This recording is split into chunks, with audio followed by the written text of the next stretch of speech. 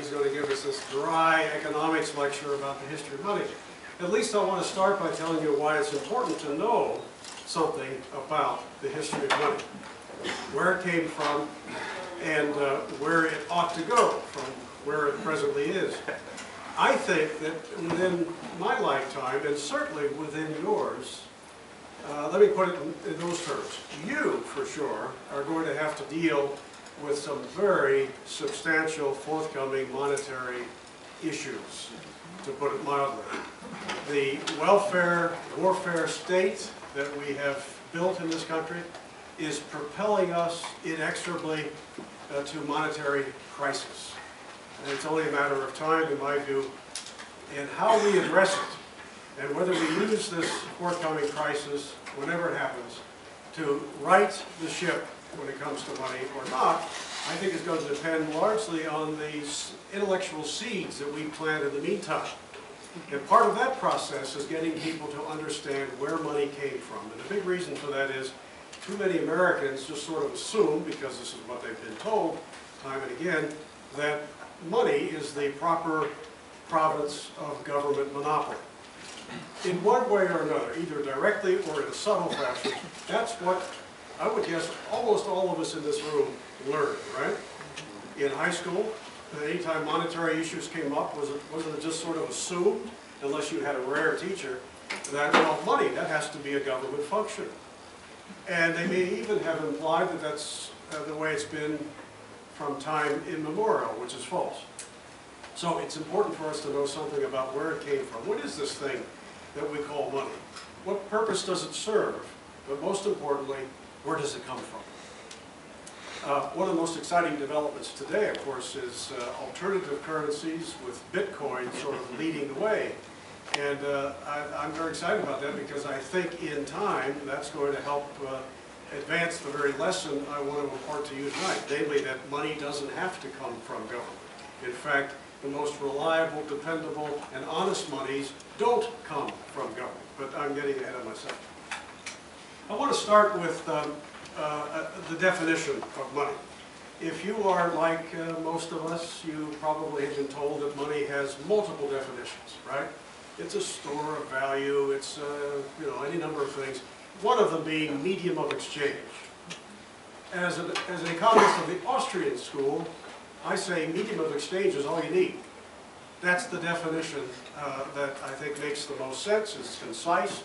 It defines the aspect of money that, more than anything else, makes it distinct and different from everything else. And all those other functions that are often ascribed to money really are sort of subsets of a medium of exchange. If it serves that purpose, if it's a medium of exchange, then it will have value as a store of value. It will be used in that fashion, and all those other definitions really are similar subsets. And by medium of exchange, of course, we mean it's a middleman. It's something you trade for, not because you intend to consume it yourself or to use it up, but rather to use as a means to acquire what you're really after. Okay? It's like you've all been to a restaurant where maybe they have the first dollar bill they ever earned framed and hanging on the wall. How many have seen that at a restaurant before? Okay. Did you ever notice that that's the only one they put on the wall? All the others that they earn after that first one, they get rid of, right? They pass it on. They use it as a means to acquire what they're ultimately after, because that's what money is for, as a medium of exchange, to acquire what you're really after. It is, by, I think, kind of a subset of its definition, the most marketable commodity in a society. Because it's a medium, a universally used medium, you can pretty much rely upon its ability to get you what you want, as long as you find a person who has that item to sell. Everybody accepts it. So it's a very liquid, it's the most liquid or marketable commodity in a market society. Is that the same as saying that money is the most important thing or commodity in a market society? No. Although that's a misconception that's often imparted in schools across the country, that money is just, you know, it's the most important thing. You just need more money. More money solves all kinds of problems. But if you imagine a guy at a coat check counter If you go to a concert or something, fancy concert where they have somebody manning an area where you leave your coat and he hangs it up and gives you a ticket. Okay? The ticket is not wealth itself, is it? The ticket is a claim to wealth, and all the claim tickets in the world will leave you starving or freezing if you can't get anything with it. Well, money should be thought of in that fashion. Money is not wealth per se. It can be a claim against wealth, but all the money in the world, whatever form it may take, even the form that those of us of the Austrian school prefer, market-based, market-originated, solid, sound money, perhaps gold, all of that in the world will leave you starving if you can't get food with it. It's goods and services that make us wealthy. However, there is a sense in which you can argue that money is the most important commodity in a market society. Now, I'm contradicting myself, am I not? I just said it wasn't. It's not wealth. It's other things. Goods and services make us wealthy. Money is just a claim to it. But there's a sense, a very narrow sense, in which you can argue that money is the most important commodity, and it's this. It's at least one side of every non-barter transaction. Barter being an exchange of a good for a good. You trade a pencil for a pen. Barter, of course, is a very primitive form of trade and cannot be relied upon as the foundation of a modern industrialized economy, needless to say. Media of exchange are critically important to an economy as complex as ours. But I say that money can be thought of as the most important commodity in that narrow sense, because it's one part of every transaction, a non-barter transaction, because anything that affects money will affect everything else. In that sense, you can think of it as the most important. If you don't get money right, if you screw it up, it can cause havoc throughout an economy. It can take a prosperous and thriving economy and trash it in short order if you get it wrong, if you screw it up. There have been endless examples in history. A couple I will probably cite before this talk is over. If you get it wrong, screw it up, if you ruin it, you will have profound impact, far-reaching consequences throughout an economy. So it's important that we get it right. And getting it right begins with an understanding of where it came from. As Mises and others of the Austrian and even other schools, I think, have surmised, there was no moment in history where some dictator, some emperor, some omniscient, all-seeing power at the top said, hey, let's have money. Or no king or emperor or parliament ever invented it. From all indications, money is something that sprang naturally, one evolutionary trait at a time. And it probably went something like this. We can surmise this, but the history of it is rather vague when you go back this far. That there may have been a time when almost all trade was in the form of barter. But that's very primitive, as I mentioned. Barter depends upon you having what the other guy wants and the other guy wanting what you have. Did I say that right? Or having what you want. And anyway, it's hard to match up the right people with the right stuff with barter. That's direct exchange. But the moment that somebody said, I'll take that in exchange for what I have, not because I can use that thing, but rather because I know who will. I can get rid of it. I can pass it on and get what I'm really after. And the example I often use, did use in class when I taught, is of the corn farmer who decides he wants to get some wheat. So he goes down the road to the wheat farmer and he says, I'll trade you a bushel of my corn for a bushel of your wheat. The wheat farmer says, well, you know, I happen to have a little extra, but I don't need corn. Have you got any oats? And the farmer, or you say, well, I'll be right back. The corn farmer goes down to the oats farmer and he says, hey, how about trading me a bushel of corn for a bushel of your oats? And you get lucky. He says, sure. So now you take the oats and you go back to the wheat farmer and make the trade. It sounds roundabout, sounds complicated, but the fact is it facilitates trade that would otherwise not have taken place. In that example, what served as money? The oats, right? You traded the corn for the oats, not because you were going to eat the oats, but because you were going to use the oats to get the wheat that you were after. And as a result, everybody's happy. Everybody's better off after this trade. If that substance, oats in this case, were to become widely used as money, not just an isolated single example, but widely used. If lots of people say, hey, oats are good, I'll take that for almost anything because I know lots of other people who will take them, then oats could become a money. I don't know that they ever did, but there are things that almost defy imagination, which have emerged as monies in the past. Can you think of some of the stranger examples? Cows, yeah. Cowrie shell. Chocolate. Yeah, salt, what else? Soybeans. Seashells. Seashells. Carabines. Cowrie shells. In the 17th century in Virginia, for a time, you know what was used as money? Tobacco. Yeah, they actually had a tobacco hyperinflation. They reckoned prices for a brief period in terms of quantities of tobacco. But as they found that through fertilization and various other agricultural techniques, they could greatly expand the quantity of tobacco, then prices reckoned in terms of tobacco went through the roof. And they said, this stuff's not stable, we got to find something else. So I don't know what they switched to from that, but ultimately, of course, they'll use much more dependable media of exchange. We can look back in history and cite these odd examples and say, well, what does that prove? Or other than that people will make dumb choices.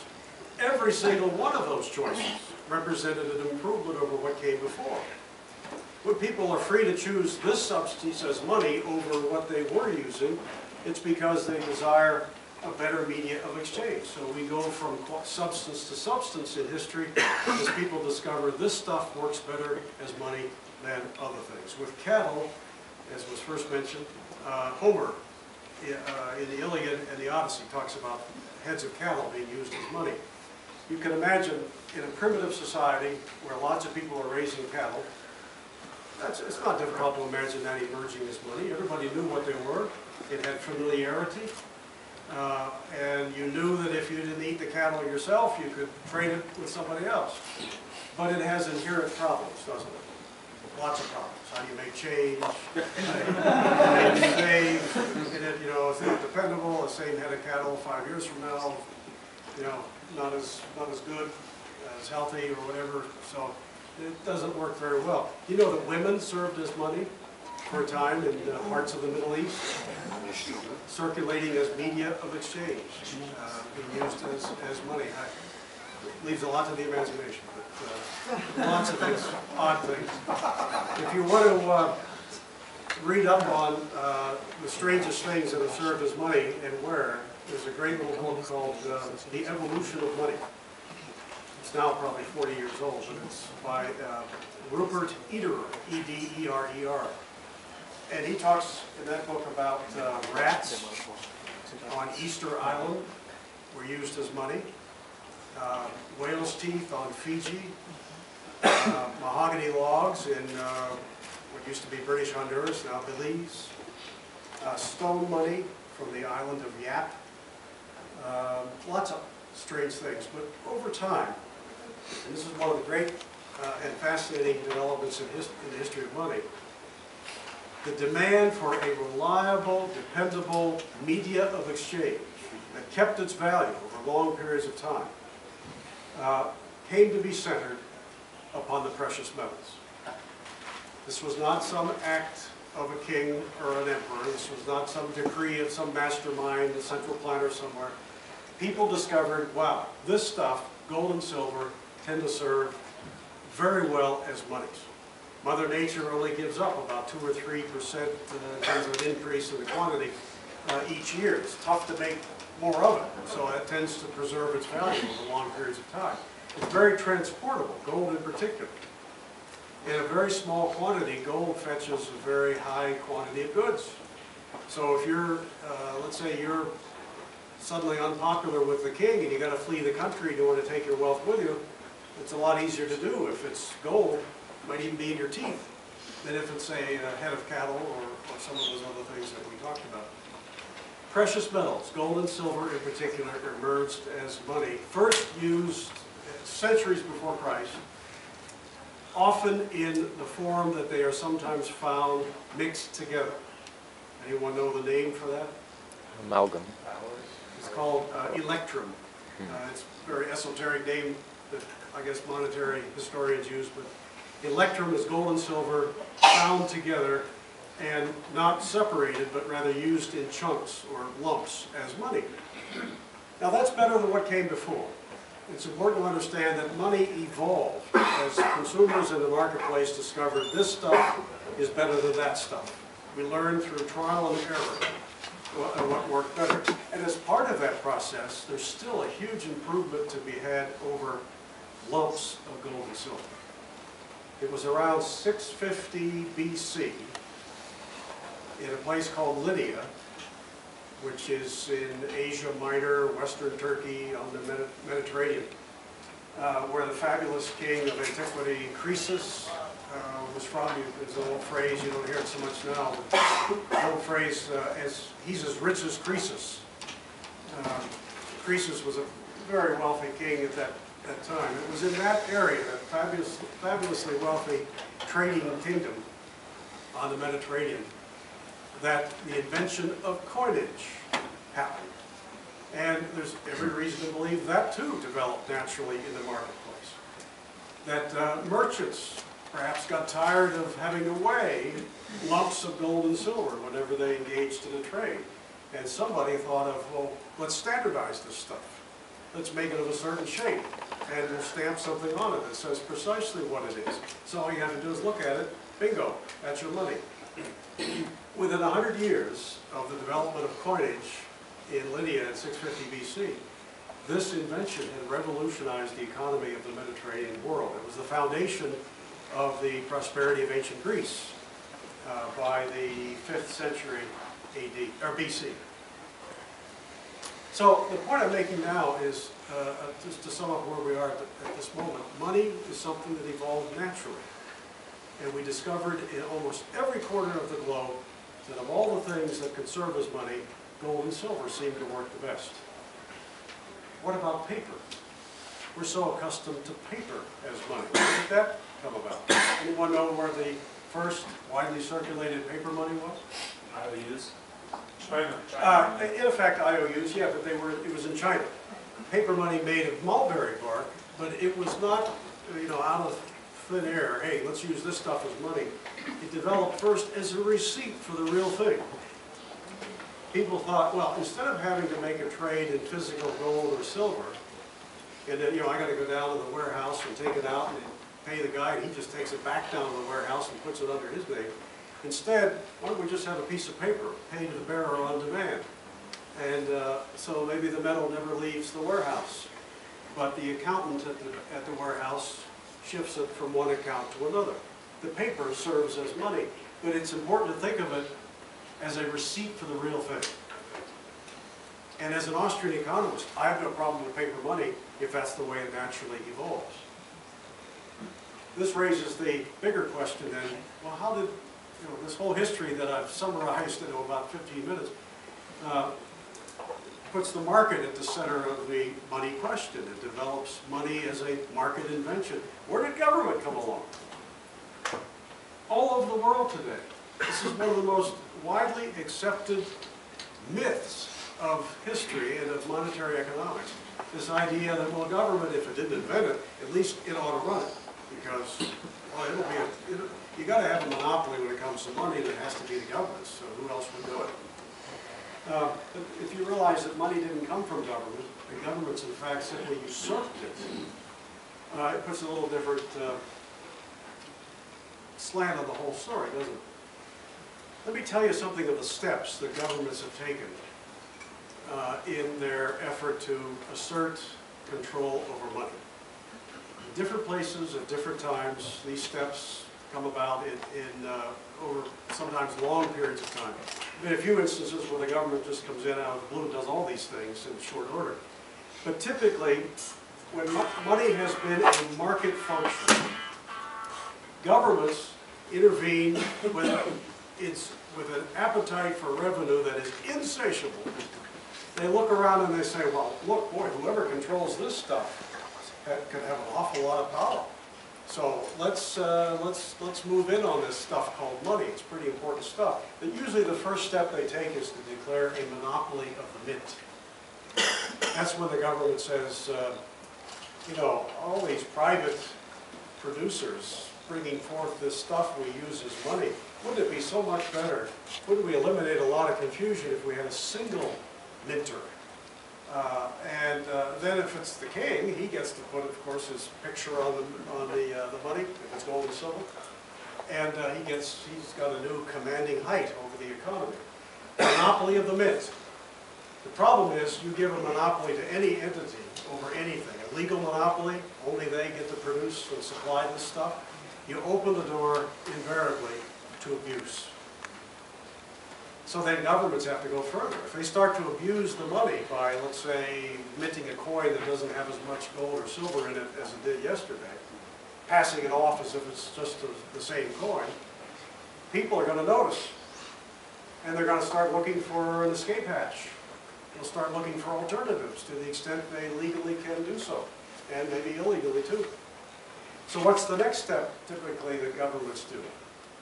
They declare legal tender. You've seen that on our bills to this day. This note, legal tender for all debts, public and private. What does that mean? In a nutshell, it means you must use the king's money. If you contract a debt expressed in dollars, and later let's say you decide, well, hey, I want to pay, or the debtor or the creditor says, I want something else. These dollars that the debt was contracted in, they're going down in value. Let's find something else and change the term. The debt can be canceled. You are legally obliged to pay in what the government defines as dollars, and he has to accept it. Legal tender laws are nothing more than the government saying you must use the king's money. If the king doesn't adulterate his money, why does he need a legal tender law? If the money is sound and honest and reliable, why do you need a law that says the people have to use it? They probably will. You don't need such. You only need such a law if people are saying, I'd like to find something else. This stuff ain't working. But that doesn't give the government total control over money. It takes typically other measures. Historically, the governments of the world have divorced the name of the currency from a weight of metal. You know that the British pound used to be a pound of silver. The dollar came from a term from Bohemia, which meant a certain specific weight of gold. But today, nobody thinks of dollars, euros, nobody thinks of any of those national currencies in terms of a weight of metal. Yet within the lifetimes of probably your grandparents, or great-grandparents anyway, the dollar was defined as a specific weight of metal. But now the term has nothing to do with metal. No one thinks of it that way anymore, even though that's where most of the terms for national currencies originate. The next step is then governments say, well, if we're going to have complete control over money, we've got to have control over the places where people keep it and where it often comes into being, namely banks. And sometimes governments say, well, we're only going to have government banks, period. We won't have a private banking system at all. Or, as in the case of our country and so many others, they say, well, we can have private banks, but they got to sing out of the hymn book that the central bank provides. So central banking is a huge step towards government control of money. They say central authorities will determine such things as reserve ratios and lots of regulations on banks. We'll call them private. In many senses they may still be, but the orchestra conductor is going to be in Washington or in the national capital. And the final step that governments take over money is to introduce fiat, unbacked, irredeemable, inconvertible paper money, which is what we have today. So the paper money is no longer redeemable in a weight of metal. Its value is whatever it happens to fetch at any given moment in time.